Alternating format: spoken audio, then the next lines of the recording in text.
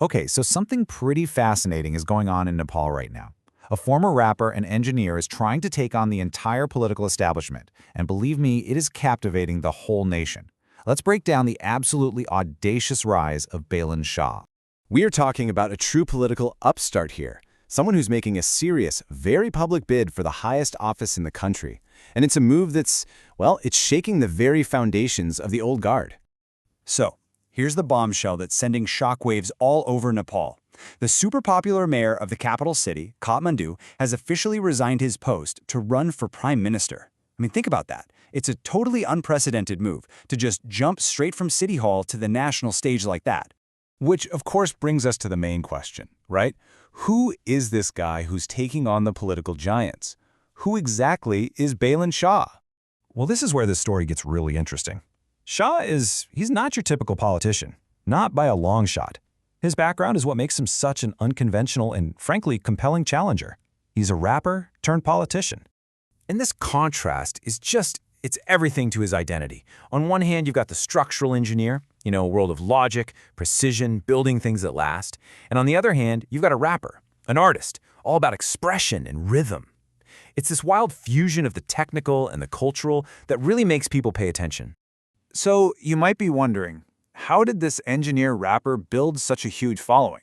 Well, his appeal really boils down to a few key things. First, he has this really strong anti-corruption stance, which totally resonates with voters who are just sick and tired of the old system. And second, he's an absolute master of social media, which lets him connect directly with a younger generation that, let's be honest, often feels completely ignored by traditional politics.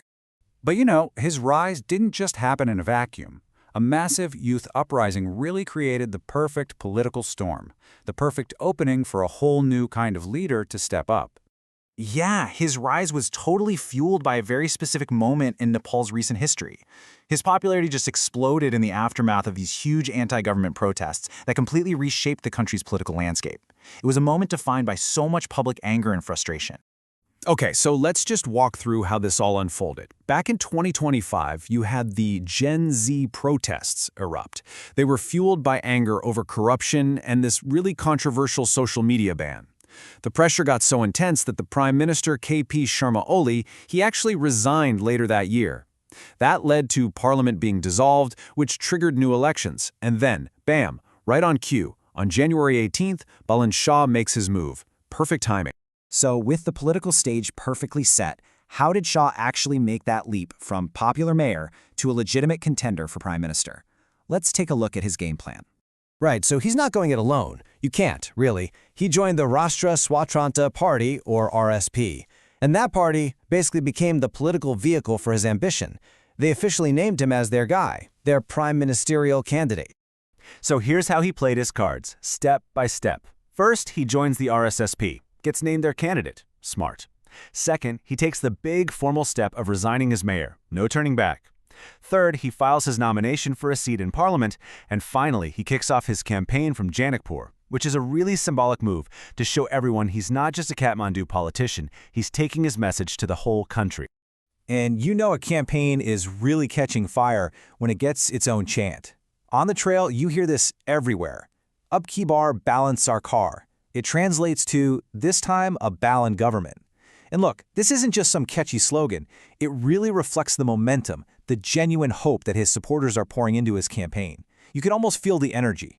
So, let's zoom out. What does all of this actually mean for Nepal? Why does one person's campaign matter this much? Let's dig into what his rise really represents, because the big question is, could this be the dawn of a totally new political era? When you step back, the bigger picture is pretty clear. This is way more than just another election. It feels like a major shift into politics.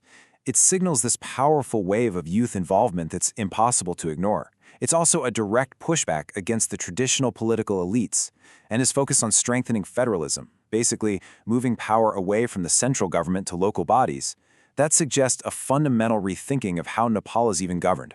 All of this leaves us with a really compelling question, not just for the future of Nepal, but maybe for democracies everywhere. As we watch this story unfold, you have to ask yourself, are we watching a new generation of leaders, one fueled by social media and a total rejection of the old ways, get ready to completely redraw the political map? It's something to think about.